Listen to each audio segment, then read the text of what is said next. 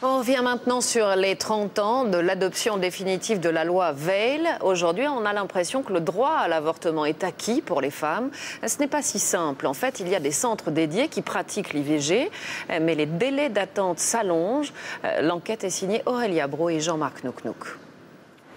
L'avortement, une femme sur deux y a recours dans sa vie. En France, la loi impose aux hôpitaux publics d'organiser ce service d'interruption volontaire de grossesse jusqu'à la 14e semaine. Encore faut-il trouver un rendez-vous. Nous avons fait le test ce matin. Oui, bonjour, j'appelle au sujet d'un rendez-vous pour une IVG, s'il vous plaît. Vous connaissez le premier jour de vos dernières règles? J'ai calculé, ça fait environ 12 semaines. Mais 12 semaines, je ne sais pas si j'aurai de la place, je préfère vous le dire honnêtement. C'est-à-dire? Parce que moi, je passe au 15 décembre actuellement, donc vous aurez dépassé les délais. Je ne peux pas vous prendre, madame, parce qu'il faut faire l'intervention avant le 25 décembre et moi, j'ai plus de place que pour la fin du mois de décembre. C'est très urgent, en fait. Non, il n'y a pas d'urgence chez nous. On fait pas il n'y a pas d'IVG en urgence. Mais je suis à 12 semaines, madame. Ah, bah là, oui.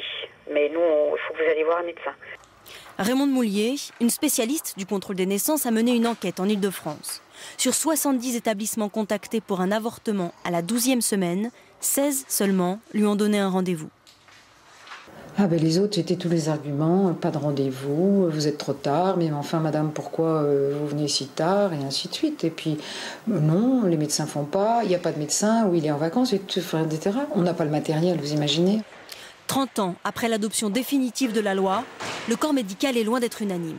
Certains pratiquent l'IVG jusqu'à 10 ou 11 semaines seulement, d'autres n'hésiteraient pas à culpabiliser leurs patientes.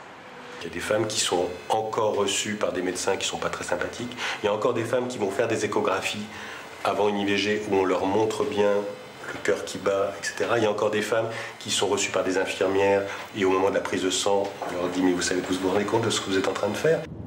En 2001, la loi a relevé le seuil de l'IVG de 12 à 14 semaines après les dernières règles.